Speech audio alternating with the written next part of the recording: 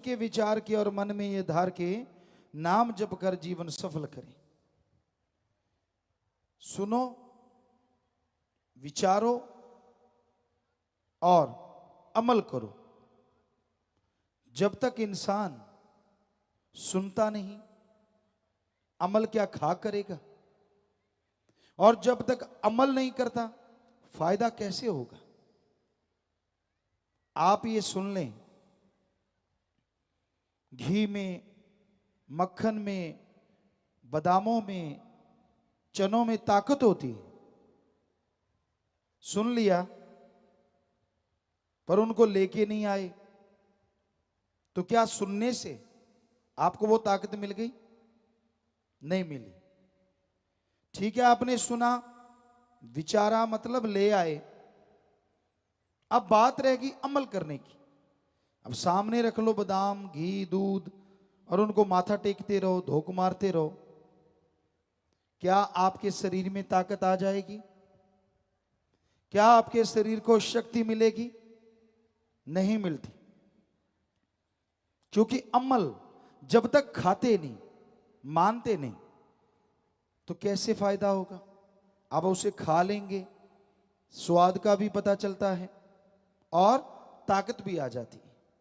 तो उसी तरह सत्संग है, सुनो, विचारो और अमल करो। मान लो, जब तक मानोगे नहीं, कैसे उसका पूर्ण फल आपको मिलेगा? कैसे पूर्णतः आप मालिक की कृपा दृष्टि के काबिल बनेंगे?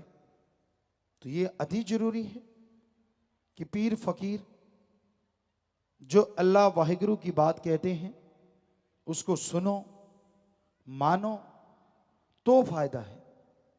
अगर मनमते चलना है तो फिर आने वाले भयानक कर्मों का सामना आपको करना होगा। वो भयानक कर्म पता नहीं किस आड़ में कहां छुपे बैठे हैं। जन्मों जन्मों के भयानक कर्म। 84 लाख शरीर हैं। अगर एक एक कर्म भी माने तो 84 लाख संचित कर्म है। पर हर शरीर का एक कर्म नहीं है। जितना शरीर पावरफुल, उतने ही काल महाकाल उनसे भयानक कर्म करवाता है। और वो कर्म जैसे पेड़ पौधे, हाथी, शेर, चीता, तो वो कर्म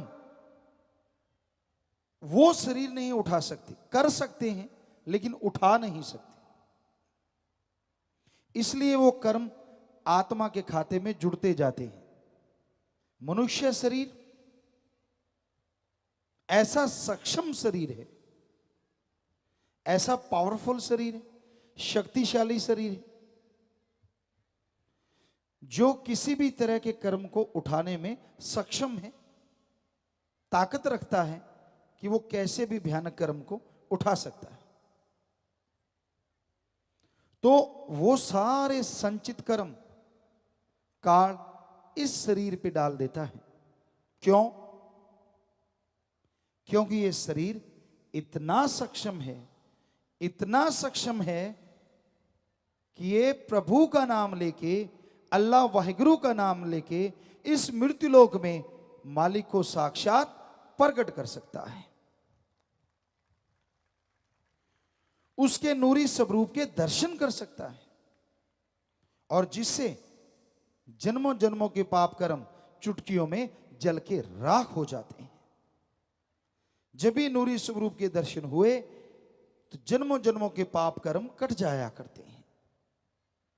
जैसे गुरु मंत्र लिया, इस शरीर में जो आपने पाप कर्म किए वो उसी दौरान कट जाया करते हैं। और जैसे जैसे आप सुमरण करते गए, जन्मों जन्मों के पाप कर्म वन बाई वन कटते चले जाते हैं। कर्मों का दायरा बड़ा ही जबरदस्त है।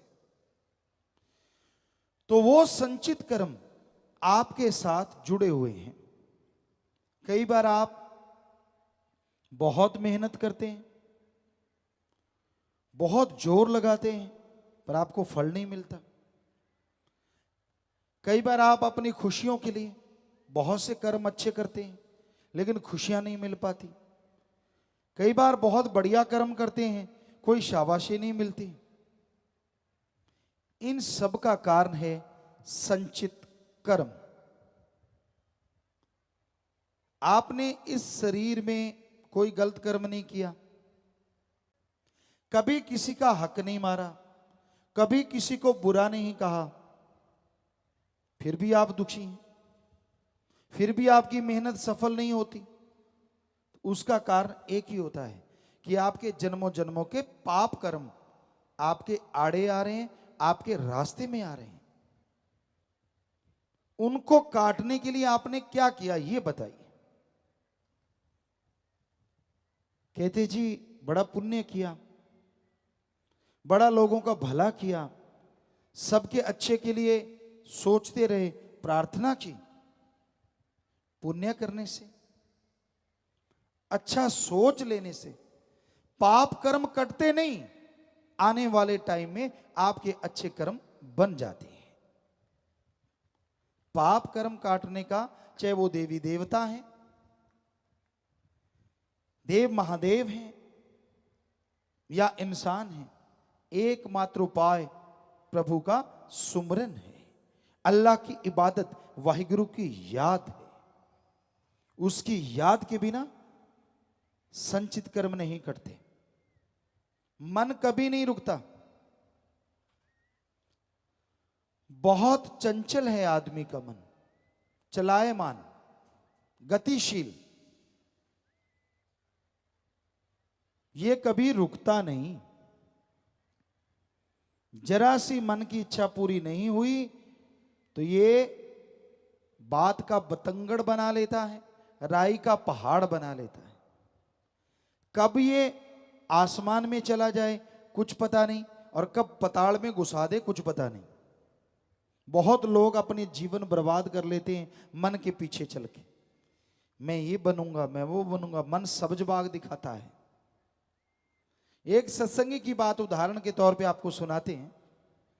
कहता गुरुजी मैं जब इंडिया में रहता था यूं लगता था फॉरेन में जाके तो मैं उड़ने लगूंगा। कहता अच्छी भली जमीन थी, बढ़िया खेती बाड़ी करते थे, अपनी नींद सोते थे, अपनी जागते थे। कहता ना जी ये रड़ गया, जाऊंगा ही जाऊंगा, पता नहीं मैं क्या कर दूंगा जाके, होता है मन में। कहता गुरुजी मेरा नाम मत बताना। किया क्या, वहां गया और लोगों की टट्टियां साफ करता हूं, सीवरेज। नौकरी नहीं मिली, वहां कोई नौकर नहीं मिलता, खुद खाना बनाता या लेना कहीं से खरीद के खाना, फ्रिजों में 7-7 दिन का बासा खाना खाना। कहता ये नियति सी बन गई है। कहता फिर याद आती है वो खुली आबो हवा, वो आजादी, सब कुछ छिन गया। तो ये मन के कारनामे हैं। एक पुराने टाइम में एक गाना आया करता था, ना जा बर मेनू लेक जाणगे नाले। कि ये जो कर्म है ना ये साथ ही जाते हैं, यहां मर्जी घूमते रहो। ये नहीं है कि वहां आपके लिए आओ जी बेड पे बैठो जी, स्प्रिंग लगे हुए हैं आपकी मसाज करते हैं आ जाओ, ऐसा नहीं है। यहां तो फिर भी माँ बाप का साया, अपनापन होता है। जब आदमी ज्यादा ही करता है तो कई बार वहां हार्ड वर्क करने पड़ते हैं, छक्के छूट जाते हैं, ना इधर आने का ना उधर रहने का। ऐसा लोगों ने बताया। हम तो मन की एक छोटी सी बात बताते हैं, इसको कुछ भी मिल जाए ये शांत नहीं होता। कितनी खुशियां मिल जाएं, कितना नाम मिल जाए, ना जी इसके तो यहां अब खेतों में से आए हैं तो बात ख्याल में आ गई। कई बार पानी लगाते और पानी लगाते लगाते फावड़ा हिलने लगता। कहते यार इसके फाना ठोक दे गिल्ला करके। वो अच्छी तरह से एक दूसरे से फावड़ा लेके फाना ठोक देते, या कहीं ईंट पड़ी होती उससे ठोक देते। अब गिल्ला फाना एक बार चला गया फिर निकलता नहीं था, क्योंकि फूल जाता था। वैसे मन का फाना है, जब ये अड़ जाता है ना फिर फूलता है और फिर निकलता नहीं, आदमी को बर्बाद करके छोड़ता है। तो मन के कहे चलो मत कोई, गुरु कहे करो तुम सोई। ये भवजल में गोते खिलवावे, ये गुरु से बेमुख करवावे। ऐसा है मन। इसके कहने से ना चलो, ये गुरु से बेमुख दूर